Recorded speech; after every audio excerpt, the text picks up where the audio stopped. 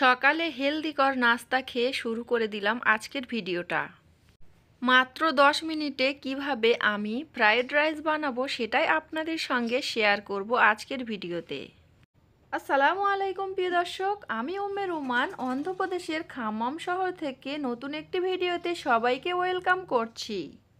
যে যেখান থেকে আমার ভিডিওটা দেখা শুরু করেছেন আশা করছি সবাই ভালো আছেন, সুস্থ আছেন। আলহামদুলিল্লাহ, আমরাও সবাই ভালো আছি। ফ্রাইড রাইসের সাথে খাওয়ার জন্য আমি এখানে চিকেন কষা করছি। চিকেন কষা বসিয়ে দিয়ে আমি এদিকে অফ ক্যামেরাতে রুমটা গুছিয়ে নিয়েছি। রুমের মেঝেতে বাচ্চারা খেলা করছে আর আমি খাটটা একটু ভিডিও ক্যাপচার করে নিলাম। আর এই যে চিকেন রান্নাটা কমপ্লিট হয়ে যাচ্ছে, ঝোলের পানি অ্যাড করেছি, ফুটে উঠলেই রান্নাটা কমপ্লিট হয়ে যাবে।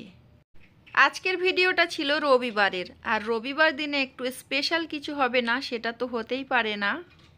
আমাদের মতো মধ্যবিত্ত ফ্যামিলিতে ফ্রাইড রাইস, চিকেন, মাছ ভাজা, মাংস কষা এগুলোই স্পেশাল।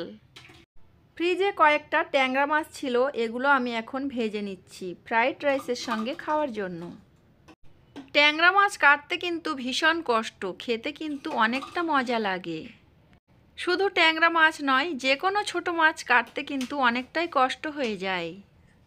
যেদিন ট্যাংরা মাছ কিনে এনেছিল ওই দিন তো টাটকা টাটকা ফ্রেশ ঝোল করেছিলাম, আজকে ভাবলাম কয়েকটা ফ্রাই করি। আজকের ভিডিওটা রবিবারের ভিডিও। রবিবার দিনে আপনাদের ভাইয়াকে বলেছিলাম অল্প করে একটু চিকেন আনবে আর বাকি যা কিছু আছে সেগুলো দিয়ে আজকের আয়োজন করব। রবিবার আমার হাজবেন্ড এবং আমার বাচ্চার ছুটি থাকে, তাই হাজবেন্ডকে খুশি করানোর জন্য আমি মজার মজার খাবার রান্না করছি আজকের। গরুর মাংস ফ্রিজের মধ্যে ছিল, একটা ভাগ বের করে নিয়েছি, আর কিছুটা নিয়ে কষাবো আর কিছুটা নিয়ে আমি গরুর মাংসের টিকিয়া কাবাব করব। মাংসের টিকিয়া কাবাব করার জন্য আমি এখানে 6 পিস মাংস নিয়েছি, আর কাঁচা লঙ্কা নিয়েছি, টমেটো নিয়েছি, একটা বড় সাইজের পেঁয়াজ নিয়েছি, আর একটা মিডিয়াম সাইজের আলু খোসা ছাড়িয়ে নিয়েছি। আমার ফ্যামিলিতে সদস্য সংখ্যা খুবই কম, তাই অল্প কিছু আয়োজন করলে হয়ে যায়। সব কিছু উপকরণ আমি এখন মিক্সারের মধ্যে দিয়ে একটা পেস্ট বানিয়ে নেব। অনেক নতুন গৃহিণী আছেন যারা এখনও পর্যন্ত গরুর মাংসের টিকিয়া কাবাব বানাতে জানেন না, তারা এভাবে করে বানিয়ে খেতে পারেন। নতুন গৃহিণীদের জন্য আমি আমার ভিডিওতে এগুলো শেয়ার করে দিচ্ছি। তো মিক্সারে দেয়া হয়েছে আর এক পা ঘুরিয়ে নিয়েছি, এখন আমি একটা পাত্রের মধ্যে উঠিয়ে নিচ্ছি। এখন আমি এর মধ্যে সব রকম মশলা দিয়ে দেব। হলুদ গুঁড়ো দেব, লঙ্কা গুঁড়ো, লবণ, আর একটু বিরিয়ানির মশলা দেব, একটু বেসন দেব। তো সব কিছু উপকরণ দেব, সাথে একটু কর্নফ্লাওয়ারও দেব। সব কিছু দিয়েছি, দিয়ে আমি খুব ভালোভাবে চামচ দিয়ে এটা মাখিয়ে নিচ্ছি। কেন বলুন তো, এটা যদি আমি হাত লাগাই তাহলে কিন্তু আমার হাতটা জ্বালা করতে পারে, তো সেই ভয়ে কিন্তু আমি চামচ দিয়ে মাখিয়ে নিচ্ছি। অনেক গৃহিণীরা আছে পেঁয়াজ কাটতে ভয় করে, কিন্তু আমার পেঁয়াজ কাটতে কাটতে অনেকটা অভ্যাসে পরিণত হয়ে গিয়েছে। তবে লঙ্কা মাখানোটা, ভর্তা মাখানোটা এখনও অভ্যাসে পরিণত হয়নি। যত রকমের ভর্তা মাখাতে হয় তো আমার হাজব্যান্ডের কাছে দিই, আমার হাজব্যান্ড মাখিয়ে দেয়। আর যখন আমার হাজব্যান্ড থাকে না তখন চেষ্টা করি আমি চামচ দিয়ে মাখানোর জন্য, কারণ আমার হাতের চামড়া খুবই পাতলা, কোনো কিছু মাখালে কিন্তু আমার হাতটা খুবই জ্বালা করে। ভর্তা মাখাতে গেলে আমার হাতটা যেহেতু জ্বালা করে তাই হাজব্যান্ডের জন্য ওয়েট করি, আর এটা যেহেতু চামচ দিয়ে মাখানো হয়ে যাচ্ছে তাই হাজব্যান্ডের জন্য আর ওয়েট করলাম না, মাখিয়ে রেখে দিলাম। আর এদিকে কিন্তু আমি প্রেসার কুকারে মাংস বসিয়ে দিয়েছিলাম, গরুর মাংস। গরুর মাংসটা কিন্তু কষা হয়ে গিয়েছে, এখন আমি পরিবেশন করে আপনাদেরকে দেখাচ্ছি। মাংসের টিকিয়া কাবাব বানানোর জন্য আমি আগে থেকে তো রেডি করেছিলাম, তো ওটা এখন আমি ইন্ডাকশান ওভেনে ফ্রাই প্যানে তেল দিয়েছি আর তেলের মধ্যে একটা একটা করে ছেড়ে দিচ্ছি। আমি আমার হাত দিয়ে শেপটা দিয়ে নিয়েছি।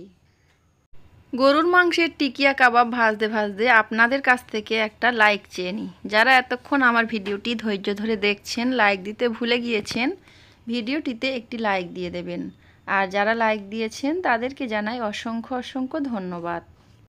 আপনাদের সঙ্গে কথা বলতে বলতে এদিকে আমার টিকিয়া কাবাব বানানো হয়ে গিয়েছে, আমি একটা প্লেটে তুলে নিয়েছি।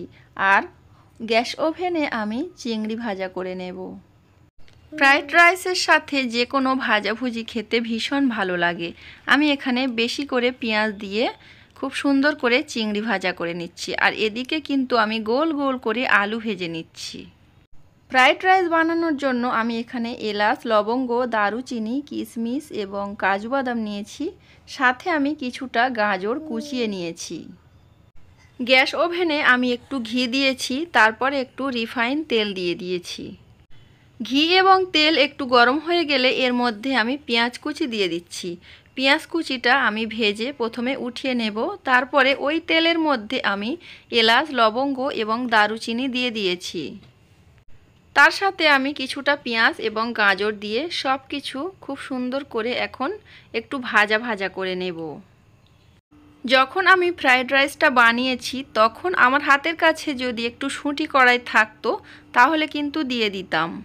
গাজর এবং শুঁটি কড়াই দিয়ে ফ্রাইড রাইস খেতে ভীষণ ভালো লাগে, কিন্তু ওই পর্যায়ে ছিল না। আপনাদের হাতের কাছে যদি থেকে থাকে তাহলে অল্প করে শুঁটি কড়াই দেবেন। হালকা একটু ভেজে নিয়েছি আর এই পর্যায়ে কিশমিশ এবং কাজু বাদাম দিয়ে দিয়েছি। সবগুলো দিয়ে আমি আরও খুব সুন্দর করে ভেজে নিচ্ছি। গাজরটা খুব সুন্দর করে ভাজা হয়ে গিয়েছে। এখন আমি আগে থেকে ভিজিয়ে রেখেছিলাম বাসমতি চালটা ধুয়ে ভিজিয়ে রেখেছিলাম। তো এখন এর মধ্যে দিয়ে দিয়েছি, দিয়ে আমি খুব সুন্দর করে এখন কষিয়ে নেব কিছুক্ষণ। 1 থেকে 2 মিনিট কষিয়ে নিলে হবে। বাসমতি চাল দিয়ে যদি বেশিক্ষণ কষাতে যাই তাহলে কিন্তু বাসমতি চালগুলো ভেঙে যেতে পারে। এদিকে খেয়াল রাখতে হবে বাসমতি চালটা যাতে ভেঙে না যায়। ভেঙে গেলে ফ্রাইড রাইসটা দেখতে ভালো লাগবে না। যেটা দেখতে ভালো লাগে না সেটা বাচ্চারা এমনিতে খেতে পছন্দ করে না, বড়রা তো সব কিছুই খাবে, সেটা কোনো ব্যাপার নয়। তো যাই হোক, আমি একটু হালকা করে ভেজে নিয়ে এখন আমি এর মধ্যে পানি দিয়ে দিয়েছি। যতটা পরিমাণ চাল নেবেন তার ডাবল পানি দিয়ে দেবেন। পানিটা একটু বেশি হয়ে গেলে কাদা কাদা ভাব চলে আসবে, তখন কিন্তু ফ্রাইড রাইসটা একদমই ভালো লাগবে না, খিচুড়ি খিচুড়ি মতো হয়ে যাবে। মাত্র 10 মিনিটে আমি কিভাবে ফ্রাইড রাইস বানালাম সেটাই আপনাদের সঙ্গে শেয়ার করেছি। তো আপনাদের কাছে কেমন লেগেছে অবশ্যই কমেন্ট করে জানাবেন। আজকে যারা আমার চ্যানেলে প্রথম ভিজিট করেছেন তারা চাইলে আমার চ্যানেলটিতে সাবস্ক্রাইব করে আমার চ্যানেলের সঙ্গেই থেকে যাবেন। বাসমতি চালটা যখন ফুটে উঠেছে তখন আমি এর মধ্যে পরিমাণ মতো লবণ দিয়ে দিচ্ছি, কারণ লবণটা আগে থেকে দিলে বোঝা যায় না, পরিমাপটা কম বেশি হয়ে যেতে পারে, তাই ফুটে ওঠার সাথে সাথে দিলে ভালো হয়। খুন্তি দিয়ে আমি উঠিয়ে দেখছিলাম ফ্রাইড রাইসের ভাতটা কতটা লম্বা লম্বা হয়েছে। লবণ দিয়ে আমি হালকা আঁচে ঢেকে রেখেছিলাম। এখন আমি উপর থেকে পেঁয়াজ ভাজা এবং কিশমিশ কাজু বাদাম ছড়িয়ে ছিটিয়ে দিয়েছি। তারপর একটা প্লেটে পরিবেশন করে আপনাদেরকে দেখালাম। ফ্রাইড রাইসের সাথে ছিল চিকেন কষা, গরুর মাংস কষা এবং মাংসের কাবাব, চিংড়ি ভাজা, আলু ভাজা, সাথে ট্যাংরা মাছ ভাজা।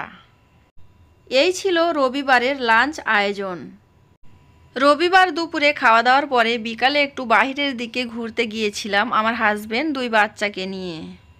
বাহিরে গিয়ে ভিড়ের মধ্যে আমি কোনো ভিডিও ক্যাপচার করিনি, আর বাহিরে থেকে অল্প করে নাস্তা এনেছি বাচ্চাদের জন্য।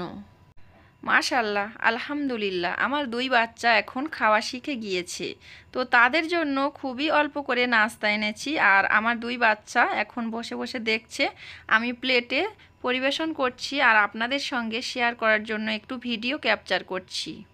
বাইরে থেকে আসার সময় মাছ পাওয়া যাচ্ছিল টাটকা টাটকা এবং খুবই কম দামে, তাই মাছ কিনে নিয়ে চলে এসেছি আর নাস্তা খেয়ে মাছ কাটাকাটি করা শুরু করে দিয়েছি।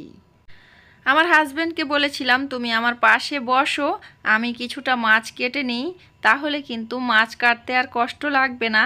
সন্ধ্যাবেলা মাছ কাটতে কিন্তু খুবই কষ্ট লাগে। 2 ছেলেকে খাবারের প্লেট দিয়েছি আর আমি আর আমার হাজবেন্ড বাইরে এসেছি, এসে মাছ কেটে নিচ্ছি।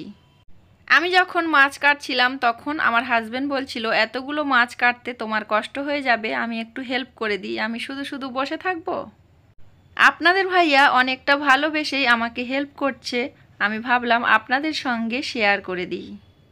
এমনিতে সন্ধ্যাবেলা মাছ কাটতে কেউ পছন্দ করে না, তারপরও হাজবেন্ডের ভালোবাসা পেলেও যে কোনো কাজ করা যায় খুবই সহজে। আমার হাজবেন্ড অল্প করে হেল্প করেছে আর বেশিটা আমি কেটে কুটে পরিষ্কার করে নিয়েছি। তো আপনাদের সঙ্গে শেয়ার করার জন্য অল্প একটু ক্যামেরা বন্দি করে নিয়েছি। এই সময় কিন্তু রিমা আপু ভিডিও আপলোড করেছিল, তো ওই ভিডিওটা আমি চালিয়ে রেখেছিলাম, ছোট্ট একটা কমেন্ট করে চালিয়ে দিয়েছি। তো যাই হোক, এখানে মাছগুলো ধুয়ে পরিষ্কার করে নিচ্ছি, আর যেগুলো বড় মাছ ছিল ওগুলো কেটে কুটে নিয়েছি, নিয়ে ধুয়ে নিয়েছি। এখন আমি মাছগুলো ভেজে নেব আর কিছুটা মাছ ফ্রিজে রেখে দেব। পুরো ভিডিও জুড়ে অনেক কথা বলেছি, কথার মধ্যে যদি কোনো ভুল বলে থাকি তাহলে ক্ষমা দৃষ্টিতে দেখবেন।